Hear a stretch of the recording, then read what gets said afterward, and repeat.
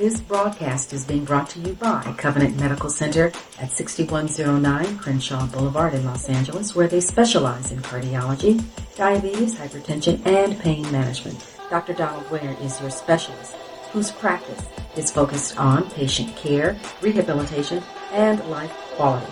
They can be reached at 323-750-5000 or 323-565-2778. Remember, Covenant Medical Center for excellence in patient care. The views and opinions expressed by callers, guests, and hosts do not necessarily reflect those of the Black Talk Radio Network and Black Talk Media Project. Black Talk Radio is new black media for the new millennium.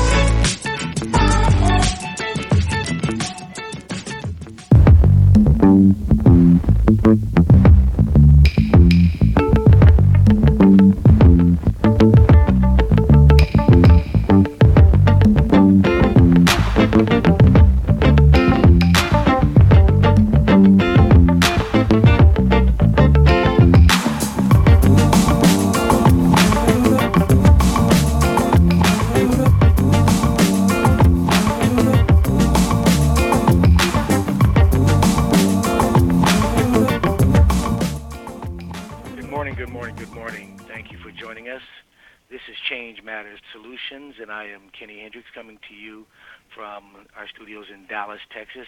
It is Election Day here in the United States, and we are poised to have a historical election no matter what happens. We can either have the first female president or the first non-politician to be voted into office in quite some time. We have a special guest with us today. This is Cleo Washington. He's a former senator from Indiana. Good morning, Senator. How are you? Good morning, Kenny. I'm glad to be here today, and it's an exciting day for America, so I'm doing pretty good. I think we have, it was good to have you, and I think we are faced with one of the most challenging situations we've ever had, at least in my lifetime.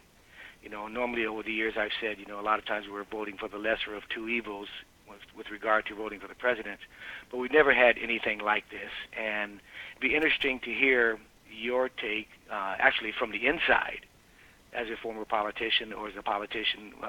What's your take on what we're looking at? Well, there's several things, Kenny. I think first, a lot will depend on how many people vote and what percentage of turnout demographic-wise you have. I think that will be critical to who wins and how much they win by. Of course, I believe Secretary Clinton will win if there is a normal demographic turnout. In other words, if the voter turnout is anywhere near what it was the last two presidential elections.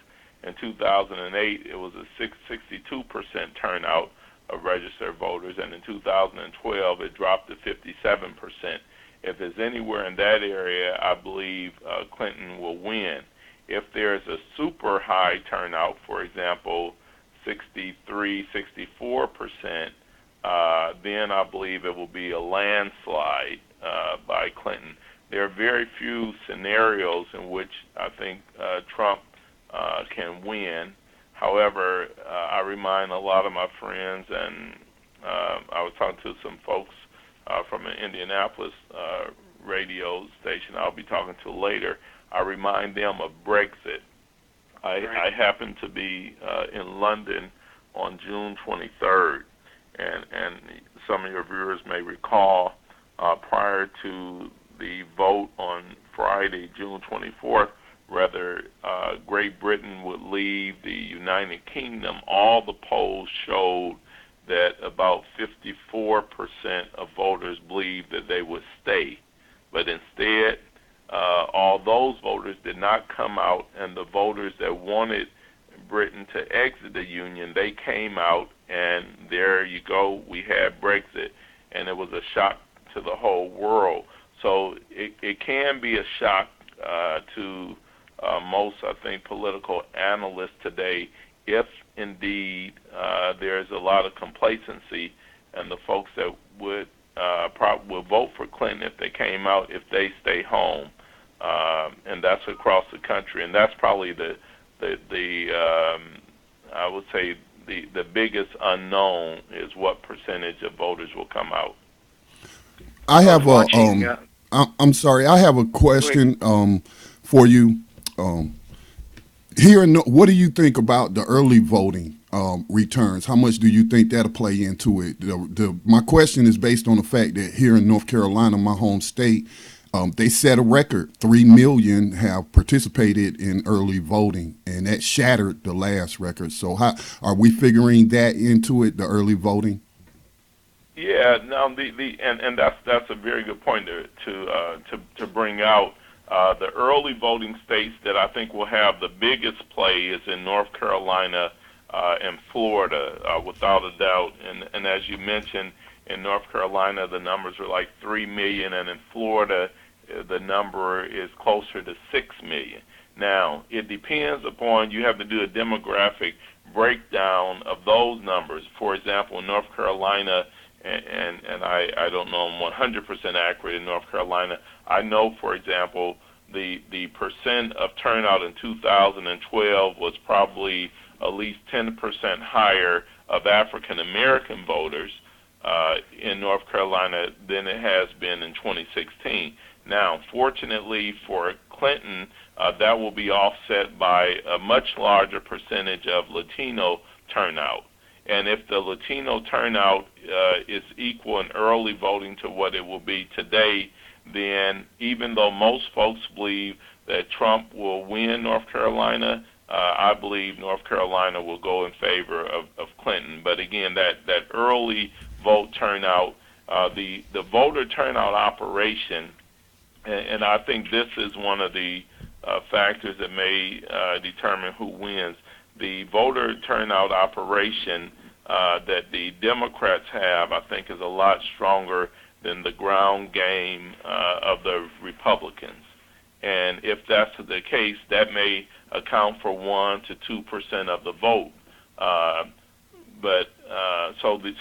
So I think it's a very important factor. If you look at Florida, and I don't want to say more importantly, because the big difference in Florida and North Carolina had a huge increase, but Florida had literally a 100% increase in the early vote of Latino voters than they did in 2012. Now you think about that, you say, how is that possible? Well, they go from 260,000 to 520,000. I'm more familiar with Florida because I worked on GOTV in Florida this weekend. That's why I'm just more familiar with the Florida numbers. The interesting thing is I talked to 5 Latino voters this weekend in Florida. This is anecdotal, of course. 5. 3 of the 5 were from Puerto Rico. And then it hit me, what was the impact of the recession that not only hit the U.S., but hit Puerto Rico also. A lot of Puerto Ricans, I think it's 600,000 in the last 4 years, have moved from Puerto Rico to the mainland, and primarily in Florida, right?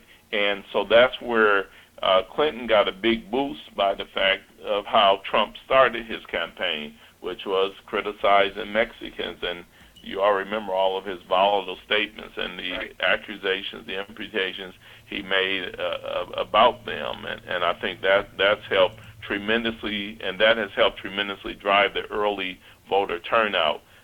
And I think, on the other hand, the African-American early vote turnout is kind of unrealistic to expect that it would be as high as it was in 2008 and in 2012 because of the pure excitement of this is history. For the first time, you have an African-American candidate that's getting ready to get elected, and that was different.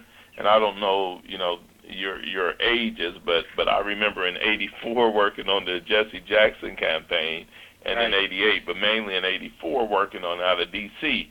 And we kind of had a feeling, wow, this is great, but in the back of most of our minds, we knew that this was a beginning, and although Jesse had a chance, it was totally different than your analysis by 2008, because by 2008, everybody that was over 30 knew they could reflect back to 1984, and they said, this can be real if we get out and vote. And that's why, without a doubt, the history will show, but for the African American vote in 2008, when it mattered, which was the primary, it would have probably been a different result in the primary, because after 30 million votes, remember, it was a huge turnout, historic turnout of African American voters. So the early vote is big. Now, you talk about a lot of Puerto Ricans moving to the mainland, and are you speaking specifically of Cuba, and are you expecting that? I know that a lot of to Florida, a lot of Cubans vote Republican. Right, and no, I was speaking specifically to Puerto Rico. I was over looking at land in Puerto Rico in August of 2015, and I'll never forget this. There were literally, and any of your viewers, listeners who are watching will know, if they visit Puerto Rico in the last 3 years, 4 years, they have condos everywhere for sale, particularly in San Juan. And as you go around and you look and say, why are these prices so inexpensive? Because, again, the impact of the recession in Puerto Rico caused a lot of flight to Florida.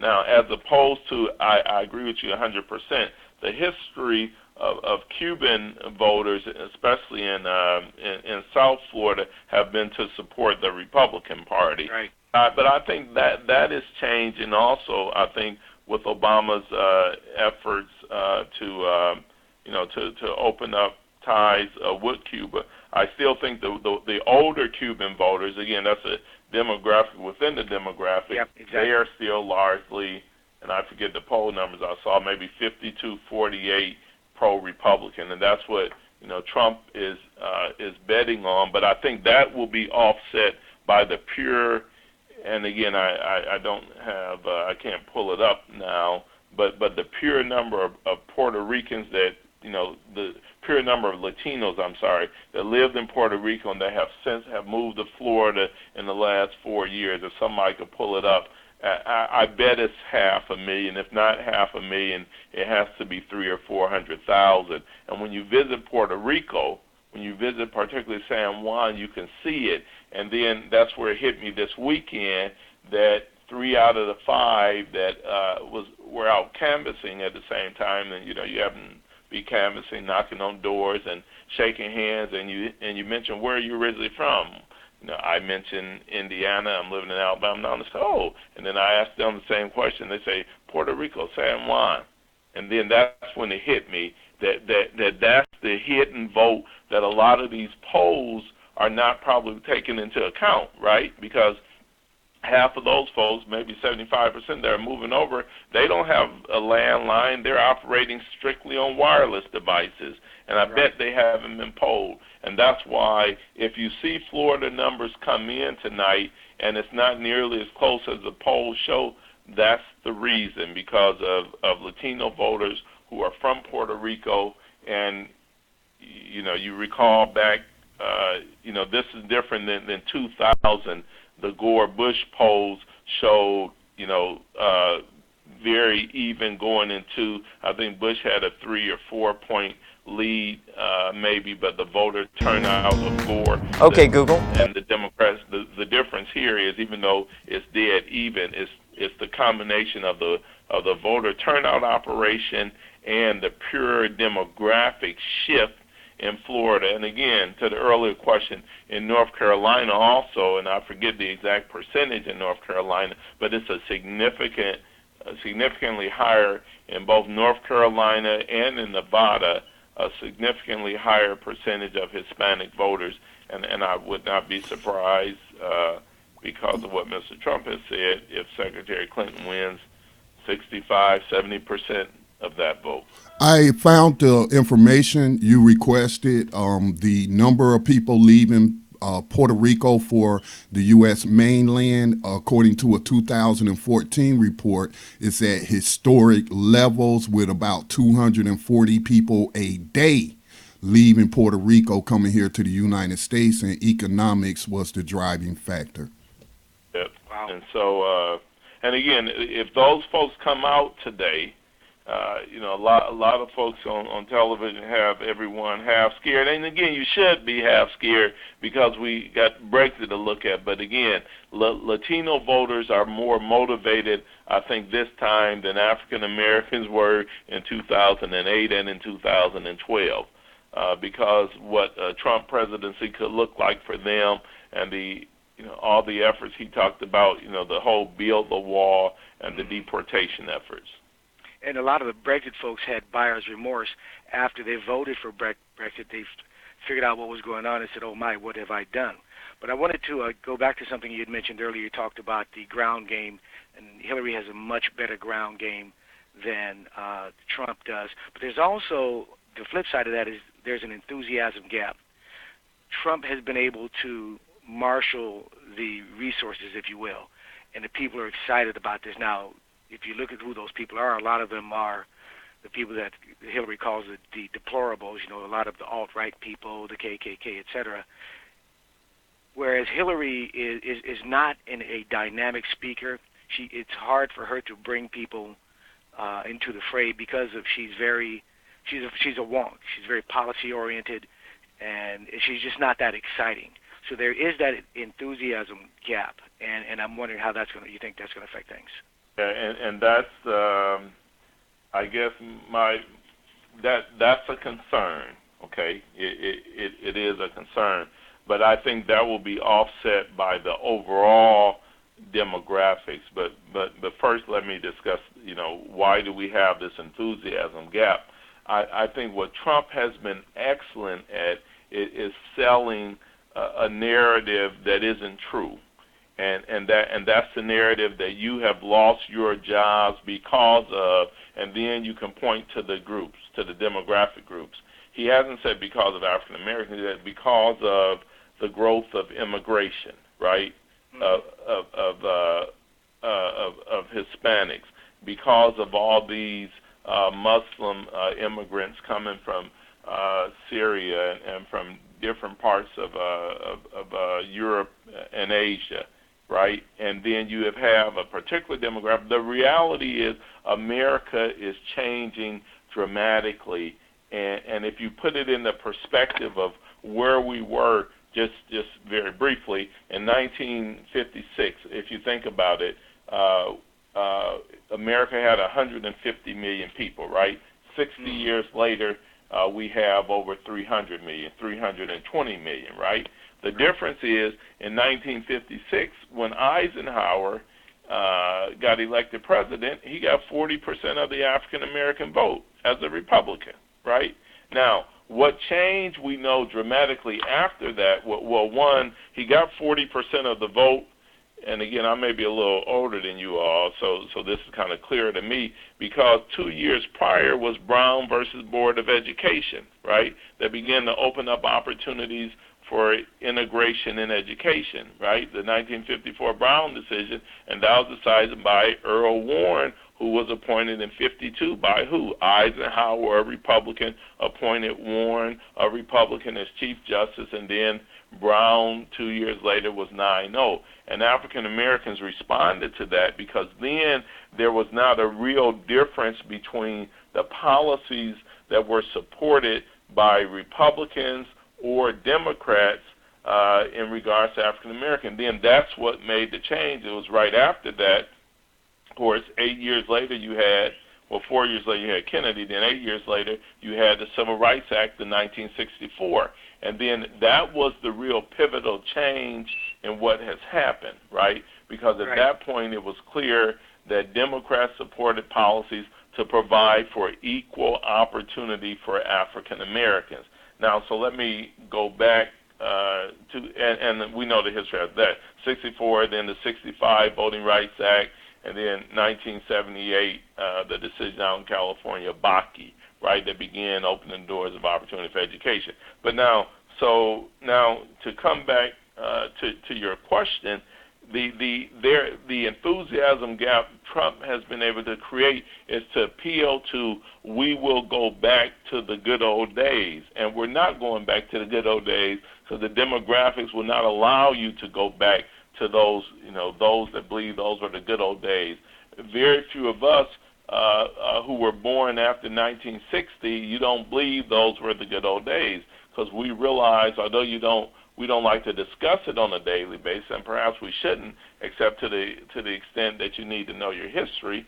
But we realize how things were then in regards to opportunity compared to today, right? And it's totally different. And so Trump's appeal to those folks that want to go back, I think creates greater enthusiasm, along with what has happened with jobs and trade, right, with NAFTA and with global technology, and something you can't change, right? No one can go back, and very few would say, let's go back to June 2007 and tell Steve Jobs not to introduce the iPhone. No one would say that, right? No one would go back to whatever it was, I think 1990 when I got my first cell phone. That was a bag phone. No one would go back and say, well, no, we want the days where we all had to pull over on the side of the road and find the phone booth, right? No one. Right. So when we think about those things, but the appeal specifically is what hits your pocketbook, and that fear, right? The fear of what if they continue to grow? Well, they will continue to grow. The only population that has maintained the same is African Americans, right? You look back to 56, you can look back to 1902. African Americans percent of the American electorate has remained the same. We're 12, or the census, I think we're 13%. 13% of the nation is African American. That has remained the same the last 60 years, and it may remain the same the next 60 years. But the growth has been in the Latino population, right? And if you and just let me say this one stat, for example, and again, feel free to interrupt me because I've been talking about these things a lot, and so if you want to stop me at any point, stop and interrupt. But this I think one thing that's really significant in the year of 2000, right, just 16 years ago, Bush-Gore election. 78%, and this is if you and think about this, 78% of eligible voters were white in the year 2000. 16 years later, well, then 2004 presidential election, it was 75%, right? Mm-hmm. Bush carried. Then in 2008, it was 73%. 2012, 71%. And this year, in 2016, the portion of eligible voters who are white is 30%, which means the portion of non-white eligible voters is 30%. And that's almost exclusively a growth of the Latino voters, a small percentage of Asian also, but no growth in the percent of African American voters. So in other words, it wasn't a growth. It wasn't a growth in the African American voters in 2008 and 2012 that got Obama elected. It was what you just asked this question about, right? Which is the enthusiasm gap. Right. McCain had, and you're exactly right. McCain had an enthusiasm gap in 2008. Romney had the enthusiasm gap in 2012. They were enthusiastic, but not nearly as excited or enthusiastic as African American voters. And it was that intensified voter turnout in 2008 and in 2012 that allowed the president to win, despite the relatively high turnout of the non-African American voters. So that's huge.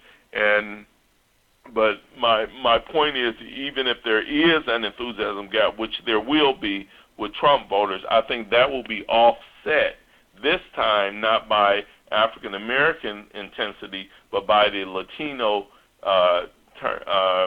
intensified voter turnout operations, particularly in North Carolina, particularly in Florida, and you're even going to see it.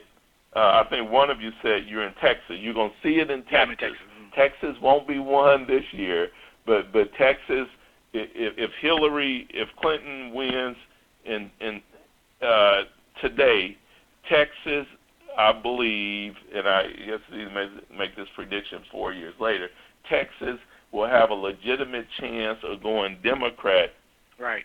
Or not in 2020. I know a lot of people listening may say that's not true, but it will. And I watch the politics closely here, and for years they've been talking about Texas turning purple. We've had it I'm originally from California, and in the past 20 years there's been a tremendous influx of people from both coasts. Texas is historically a very conservative state, and there's still a lot of conservative culture here, but it is changing.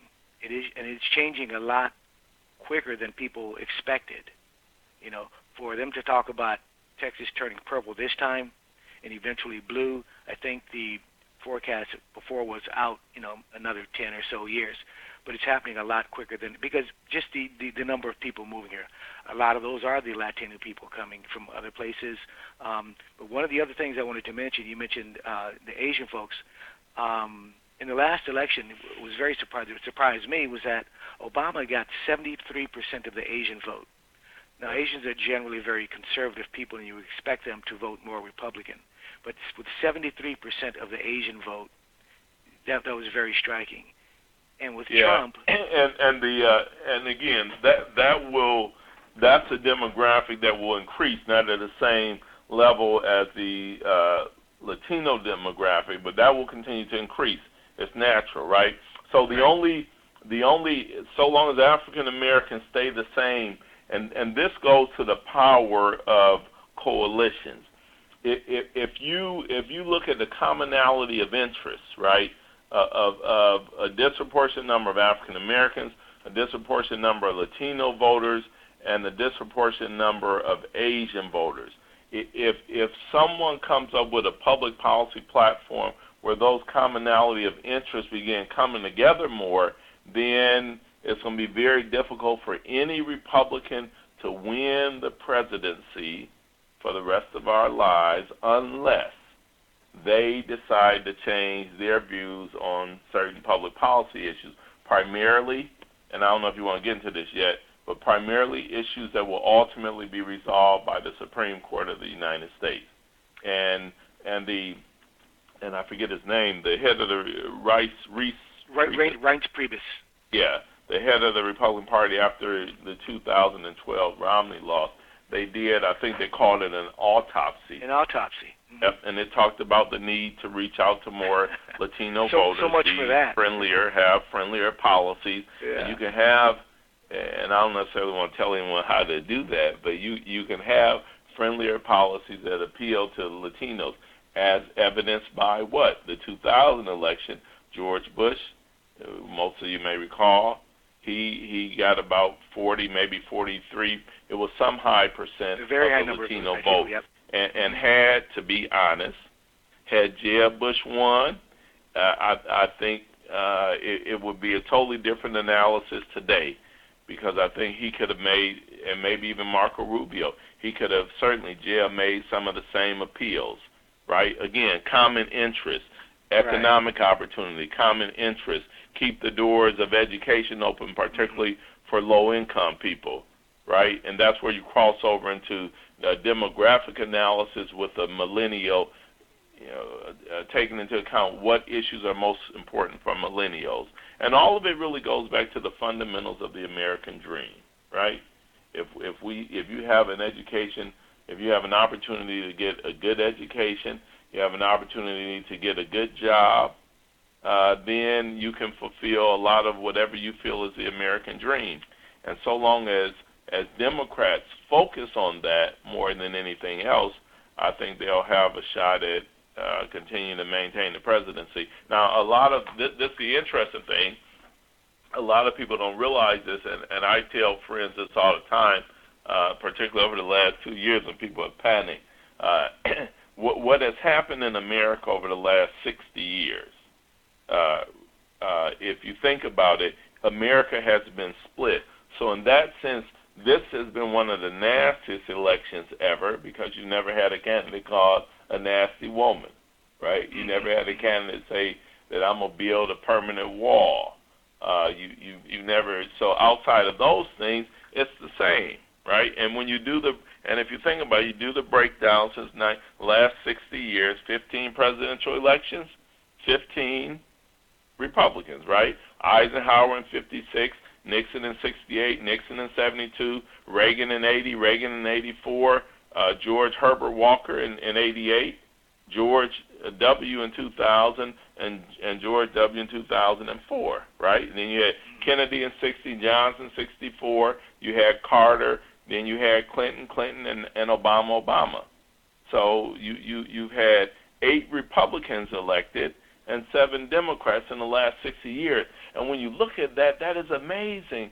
You can look at it and your view is it half full or half empty. You can look at it and say, wow, it's incredible division within the U.S. That's the half empty perspective. My perspective is no, it's a half full. It's the beauty of democracy. We change every either 4 or 8 years. Exactly. You know, there's not been the only time we've had. Hey, listen, we're at the bottom of the hour. We're going to take a short break, and we're going to continue this conversation. This is Change Matters. I'm Kenny Hendricks, and we are talking with Cleo Washington, former senator from Indiana, and we will be right back.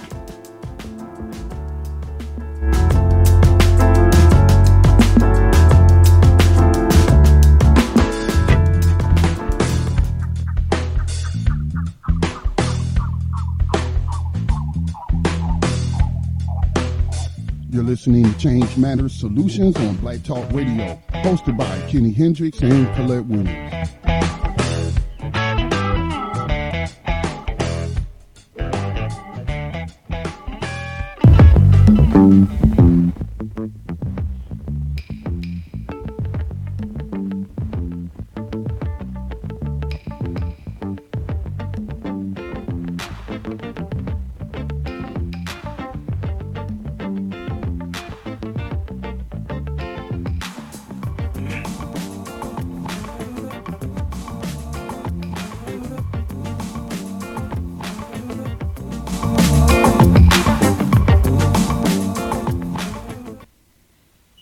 Welcome back to Change Matters. I'm Kenny Hendricks. We are speaking with Cleo Washington here on Election Day 2016. Kenny? Everyone is getting... Yes. Kenny, let's give the listeners the new number, as we had some callers report they were being charged 1 cent a minute, so we set up a new number. You can still get in the conference line with no charge by calling us at 704-951-5030. Again, that's 704-951-5030. And then enter the regular code we use, which is 549032#. Good morning to those who are on the line. Anytime you like to ask a question, hit *6 and 1. Thank you, Kenny. Okay, thank you. As I was saying, it's Election Day, and I hope everybody's going to get out there and vote if you haven't voted already. I voted. We had early voting here in Texas October 24th, and I was one of the first people in line. It is critical that we get out and vote. If you don't vote, you can't complain. Okay? So please get out there and vote. If you're having any problems, tell somebody. Do not be intimidated. There are a lot of people on the right who are talking about going out there, standing around with guns and yelling at people, trying to intimidate people from voting. Do not be intimidated. I think I witnessed that, Kenny, when I went to early vote Saturday. On Saturday. I went to early vote. I live in a little rural area in North Carolina. It's about 85 or more % white. It does have it's a lot of black people that live here too, but again, it's a predominantly white county, predominantly red county, a Confederate county. I would even go far as to say. But I went to early vote Saturday. I was like number 13 in line. I went early. So the line started getting pretty long, and it started snaking around the building to the point where I could look out the window of where I was standing and see the back of the line. So I see this Hispanic family. It was a man and a woman, and looked like they had non-voting age children with them.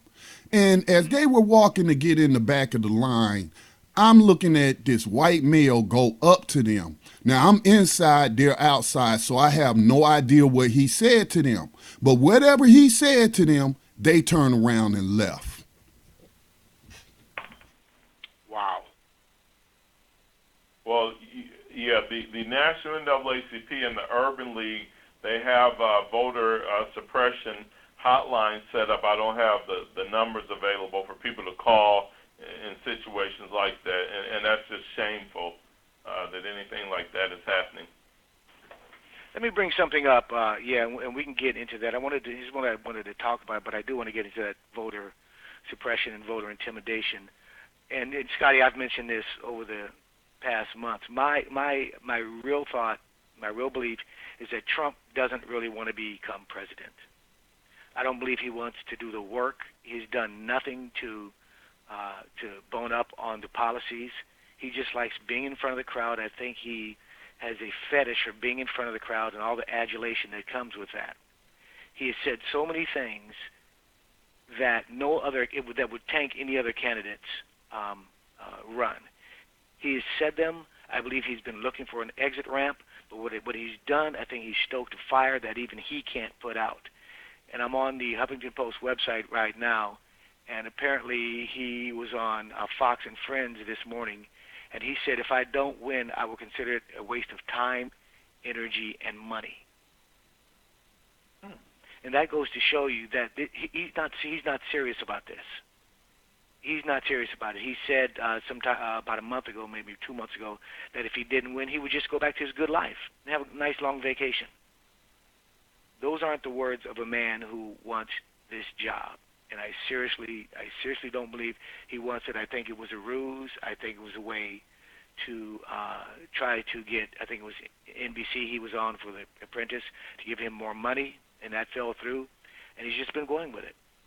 He's just been going. Nobody would say the things he says and actually think they could get away with it and continue to run. So I just wanted to bring that up. Any thoughts on that, Senator? No, other than one thing is for sure. If he is unsuccessful, his ability to market himself will continue, whether it's with NBC and a news show or a Trump network, or create something else to compete with Fox, since he's in a part-time love affair with Fox and a part-time hate with Megyn Kelly. Right. But yeah, so no, it's what my other feelings on that. They're not constructive, so I won't comment. Okay. But back to the voter suppression, voter intimidation issue. That's interesting that you saw that, Scotty, and it's pretty disheartening to hear that. And I hope people are aware that nobody can stop you from exercising your right to vote. Yeah. And, I'm not sure what we can do from this side to make sure that people aren't intimidated. I know there's supposed to be poll watchers from both sides. But right now, people on the right, particularly white people on the right, feel that their country is being taken away. Right. It started with the Tea Party. And the Sarah Palins of the world, and we want our country back. We want to go back to, and it's just exactly what Trump is talking about when he talks about make America great again, which you touched on that, Senator, when you said going back to the good old days, when everything was leave it to Beaver. It may have been leave it to Beaver for, white people at that time, but for blacks and other minorities, it was not. There were very hard times. It wasn't always hard times. Some people had, it was okay, but there were very hard times, and none of us want to go back to that. Yeah, let me address this briefly, kind of the intimidation and suppression issue, kind of from a Justice Department perspective. The Justice Department, of course, oversees if there are complaints made on voter suppression, voter intimidation. Obviously, you have any potential or eligible voter can use the civil system and file lawsuits, and there have been several filed. But the Justice Department overall kind of monitors the federal election. And this year, I believe they have 500 monitors that they sent out. The number has been reduced significantly from the past two elections because of the Supreme Court decision in the Shelby County case, which reduced some of the impact of the Voting Rights Act. And I bring that up to say this. This is from my perspective, and any lawyers that are listening that may differ, they can call in, the most important decision that affects the Supreme Court, again, since the Eisenhower election. And the reason is there are currently only 8 justices on the court. Right. And Scalia, of course, when he died, President Obama nominated Merlin to replace him, and he has not even been given a hearing all these months later because the Republicans controlling the U.S. Senate will not even consider him because he was nominated by a Democratic president. There's a lot of different reasons they list. The bottom line is, under the Constitution, he should be considered and voted down if they decide to vote him down because the Senate has a role in the process. So the courts that ultimately end up before the Supreme Court, issues on suppression, issues on intimidation, issues on affirmative action, on abortion, on Obamacare, on immigration, on one person, one vote, all those issues are decided ultimately by the Supreme Court. So long as it's 8-8, it's basically a tie court now, right? And so the next president, the most important reason for people to get out and vote, if they don't want to vote for Hillary because it's going to be historic, if they don't want to vote for Hillary because almost any other reason, I would ask people to consider the Supreme Court and what type of Supreme Court do you want for the next 50 years. The court that Eisenhower, by appointing Chief Justice Earl Warren, and remember the Brown versus Board of Education decision on May 17, 1954, all lawyers kind of remember that date from studying it to realize that overturned Plessy versus Ferguson for 58 years earlier. So even though slavery had ended 30 years earlier in 1896, you still had a case on the Supreme Court that said you could still openly discriminate. Separate but equal was cool for 58 years until the Supreme Court said in Brown, separate but equal is inherently unequal, right? And then that began leading the change that opened up the doors of opportunity, right? And I think people ought to consider that because the Supreme Court is at a point now, if Trump wins and appoints the type of justices that he has promised to, then for sure affirmative action will be gone in the next 3 years. They will reinstate those major decisions on women's health issues will be decided. Obamacare will for sure be overturned. And by the way, McCain and 2 other lawmakers already said they would block anybody, if Hillary wins, they would block anybody that she nominates. And so that may be the most important reason for your listeners to come out and vote today. And the reality is this: not only Scalia, there are 3 justices that are 78 years of age or older: Justice Breyer, Stephen Breyer, Justice Kennedy, and Justice Ruth Bader Ginsburg. Right. All of them are 78, 80, She's and 80. I believe Ginsburg is 83. Yeah, exactly. Ginsburg is, because she was born back in 1933. And so the reality is they may not be around the next 8 years, or they may not want to be around on the court. And of course, Ginsburg was appointed by a Democrat, Clinton, and Breyer was appointed by Clinton also. So obviously, if Hillary wins, I'm sure that'll be part of the calculation. I'm not sure. I assume part of the calculation of those that are on the court is who will replace them.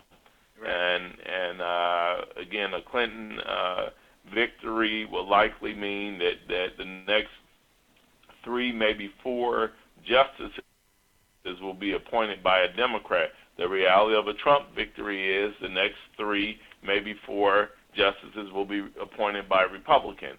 And of course, Clarence Thomas is still relatively young. He's 68. Justice Roberts is 61. And Justice Alito is 66. So 3 hardcore conservatives they may be around on court another 20 years. So you have to offset that. And I think, again, particularly the affirmative action issue, because all affirmative action fundamentally means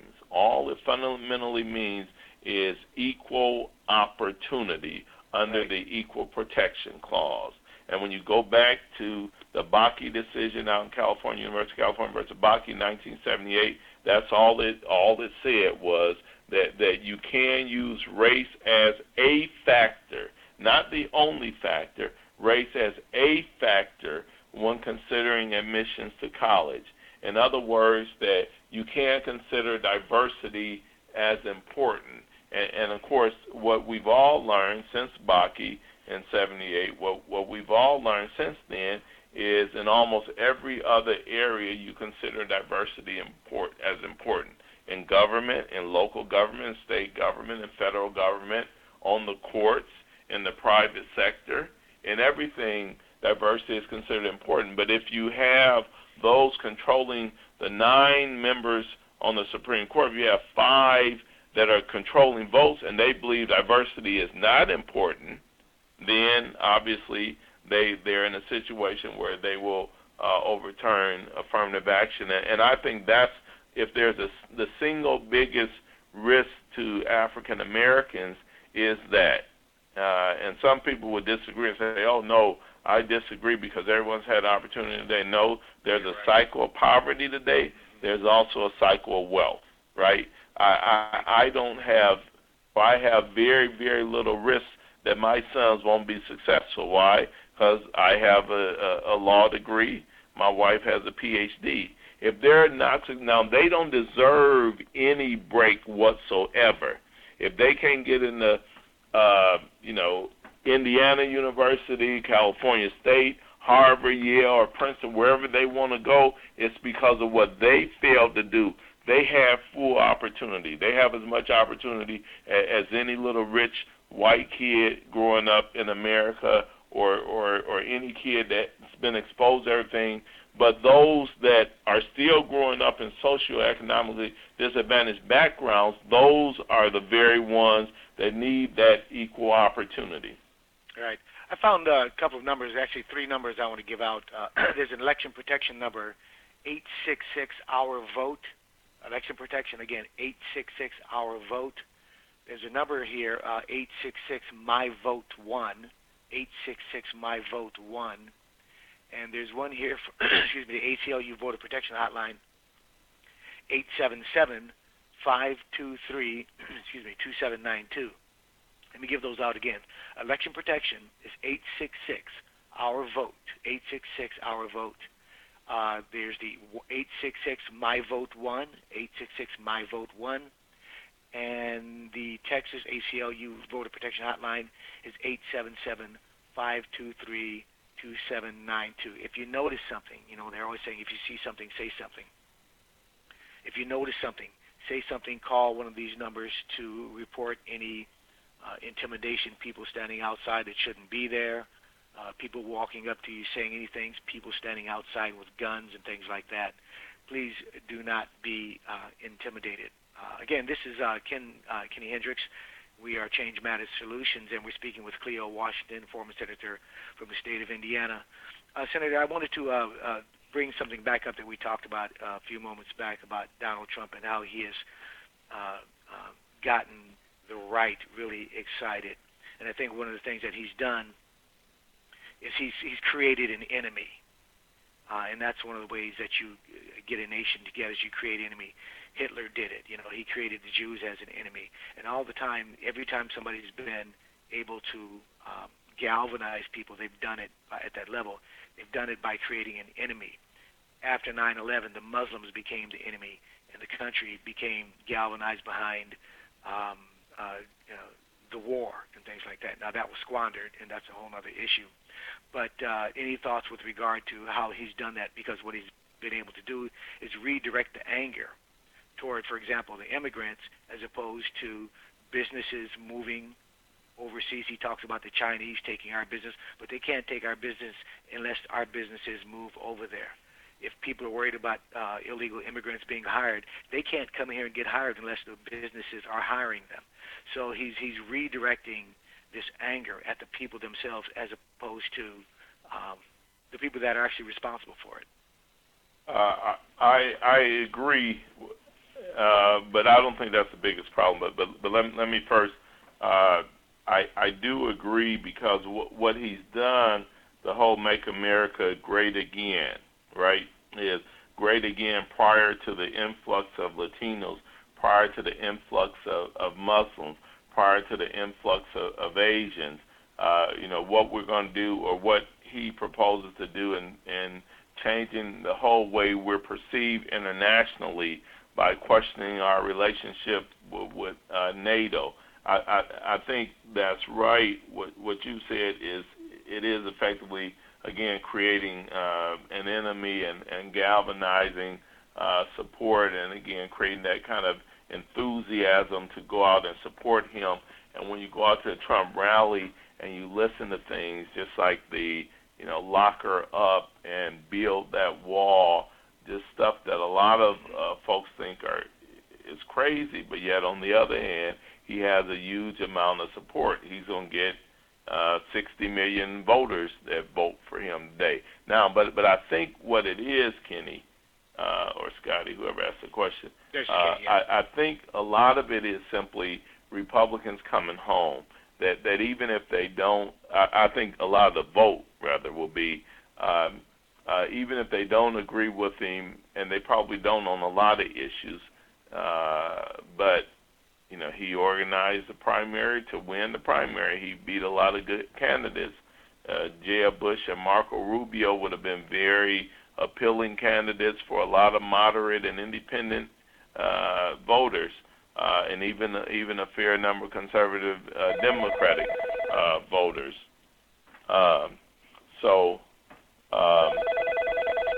Hold 1 second. They're trying to switch. The other line is ringing in on this. Just a second. In any event, so yes, he has done that, but despite all of that, I go back to what has happened the last 60 years, right? And you comment on it too. We switch back and forth. So Democrats are Democrats, Republicans are fundamentally Republicans. So if everyone goes back to their base, then there'll be very few that are truly independent and in the middle, right? And so, again, he's motivated them. But now, despite that, I think without the intervention of FBI Director James Comey, it would be a blowout. I really do. And I think, what the FBI Director did was, very unfortunate, but it impacted a lot of those independent and swing voters. Democrats went home to Hillary in the end. Republicans went home to Trump in the end. And they're roughly equal. And, again, that's what we've seen the last several elections. So what will be the deciding factor, if I'm correct and Hillary still wins today, even if she wins by a significant amount, it may be close. But whatever she wins by today, if she wins, it would have been significantly higher but for the intervention of the FBI director, whenever it was 10 days, 11 days ago, coming out and saying that they were basically reopening the investigation, and he never, that was just incredibly unfair and in violation of Justice Department policies. But that impacted a lot of the folks that had already voted, a lot of the early voters. It really did. She is not without, obviously not without fault, but the Clintons both have had their share of I agree. unseemly behavior, if you will. I agree. Over the I past agree. few years. But but remember, at the end of the day, it's down to two people, and right. And, I and completely agree we with could list. We could take a few minutes and go over the Clinton faults, and I'm not saying and I'm just saying that they aren't there. But I'm saying when it comes down to it, I think voters have to vote on what type of America do we really want? Do we want to live in an America where one candidate can say the type of negative things that he said about Latino Americans? Mm-hmm. And that's the fastest growing, even if they weren't the fastest growing minority group in America. Do we really want that? No, we don't. Now, some people say, well, he really didn't mean it. He said it for, they think he meant it. That's why their early vote turnout has been so huge in Nevada and North Carolina and Florida. And that's the whole thing is, what are our core values as Americans? And we can say that, and a lot of them would define them differently. What I know, though, for sure is we more than anything else, the principle of democracy, more than anything else, we want everyone to have, and we really believe this, everyone really believes this, a fair opportunity. But how do you give everyone a fair opportunity for, whether you call it the American dream, whatever you call it, a fair opportunity to be successful, and however you define success? And it all starts, from my perspective, with education, with exposure, with opportunity. And that's where, again, if the Republicans can change that, not only their platform, but how they're talking their policy, I think that's where they can begin to dig into, Latino voters like George Bush did. Yeah, but I think the problem now is that that horse has left the barn. I think when the Tea Party came up after Obama was elected, and the fact that they came out last go around, like you mentioned, Ryan previous coming back and saying that we're going to do this autopsy. Okay, we have to appeal to more minority voters. We have to appeal to the African Americans. We have to appeal to Latinos and Asians. And they've done the exact opposite. And what has happened is people on the right have actually gone in the diametrically opposite direction. As opposed to that ilk getting smaller, I think it's getting bigger, and people on that side are getting more angry. And there's this false equivalence. Some people talk about everybody's out there angry. I think people on their left are frustrated. I think they see some things that are not right, and they want them to be corrected.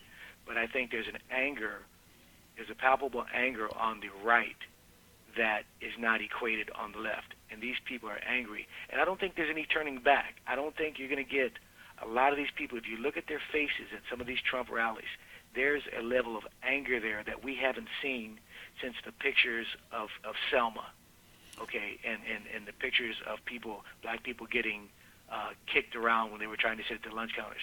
This is an anger that's not going anywhere anytime soon, and it's permeating through the Republican Party, and I think it's going to hurt them.